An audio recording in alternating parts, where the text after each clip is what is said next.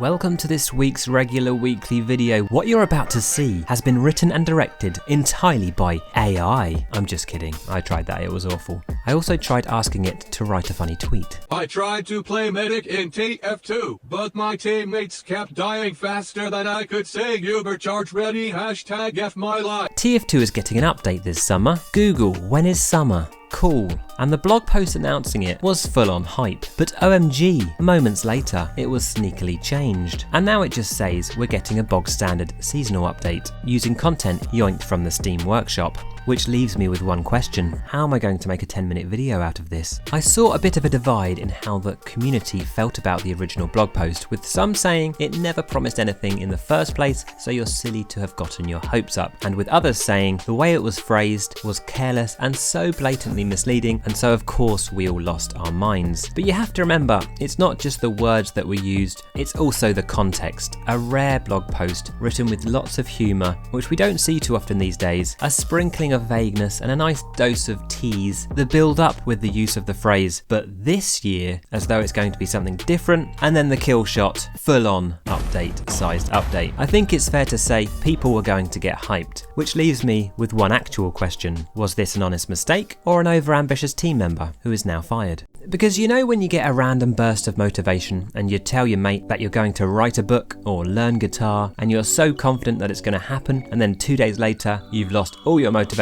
Did the dev teams have a moment like this, or was it just an oversight? Because in my opinion, any smart individual can see what impact full-on update sized update and who knows what else would have on a desperate, starving, copium addicted community like TF2's. So I'm wondering if there were genuine plans for something big which they had to backpedal on for some reason, or maybe it was just the new intern. I suppose gone are the days of a carefully crafted blog post with every word meticulously considered and a few Easter eggs hidden within. It may well literally be one of the devs writing it at this point. Anyway, luckily Valve hasn't had any kind of bad press and has a great reputation with the TF2 community, so it's fine that they made this mistake and then the post was sneakily updated without anyone mentioning it. I would imagine nobody got upset about that. I've actually seen some say they were more upset about the underhanded tweak to the blog post than the revelation that we weren't getting a major update. Again, they must have known this was going to cause an adverse reaction, so a second clarifying post, some kind of explanation, would have done wonders.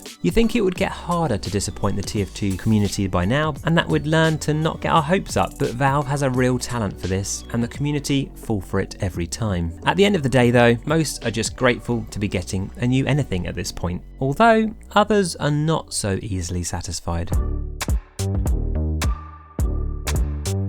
Do we even deserve a TF2 update? Blimey, that's controversial. The way Valve handles this game's absurdly long life has been a long debated topic. There are two main opinions I often see being expressed. Opinion 1, we have done so much for the game and Valve treats us like trash. We deserve more. Opinion 2, we are spoilt brats. The game is 16 years old and we're lucky to be getting anything at this point. Get over it. And as always, the truth probably lies somewhere in the middle. The first group often mention how Valve are making a lot of money from TF2, and so the least we deserve is a functioning game, which I think is a fair sentiment. However, the point about money never sat quite right with me, as I think those who are working on TF2 probably do so for the love of the game, not because Valve as an organisation are interested in the money. TF2 may well be making hundreds of thousands a year, but that's a drop in the ocean compared with their other revenue sources, and I doubt there's any pressure internally to work on TF2, and so those who do, I think probably do because they enjoy it and can see there's an active and passionate community. But I'm kind of separating out the dev team and the Valve organisation as a whole here. Also, we don't have to give Valve any money, that's our choice, although it is hard to resist if there's a hat in a completely new shade of lime green. If we lived in a perfectly just world, then I guess a senior leader at Valve would say, let's fix this because it's not fair to those who are spending money on the game. But I imagine those individuals have much bigger things on their plates, like making all of the money as quickly as possible. Some companies would kill to have a dedicated fan base like TF2's, so it's easy to see why people are frustrated and take this view. But on the other side of the argument, people will say Valve are under no obligation to do anything. They're a private company, they made a really good game 16 years ago and now have moved on. How many other 16-year-old games do you know that still get updates? We're lucky to be getting anything. I sometimes see ex-TF2 players online say things like, people still play this game? The community is on copium, get over it.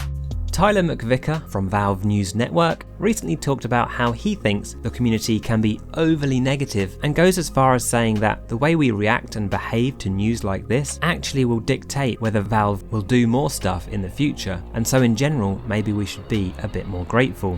And while I agree on some level, I guess our reaction must have some influence on the dev team, I think the more important factors are simply the sheer number of players still opening up the game and the fact that the community is so active and passionate. I'm sure all these things go into motivating a dev team. So on one side we have the overly positive player with hope still burning in their hearts, which reignites every time there is a localization update. And then on the other side we have those who are fed up with the state of the game and feel like Valve is neglecting us. I'm less upset about the lack of a fancy heavy update. I'm more upset when I see the game just being broken, when I see it in a state of disrepair, like some once grand, beautiful piece of art now frayed, torn at the edges and graffitied over. But the dev team is a skeleton crew trying to keep on top of bugs, prevent bots and squeeze an update into the spaghetti here and there. It's hard to have anything but respect for those guys. But thank you to those who still believe in the game, the two devs and the ever creative community who are still alive and thriving, which will never fail to surprise me and fill me with pure wholesomeness. TF2 really does have the most dedicated fan base of any game.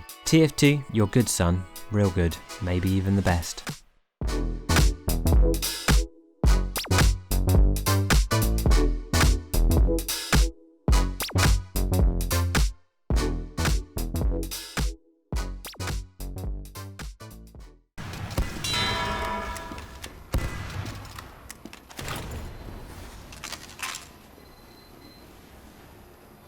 Alert.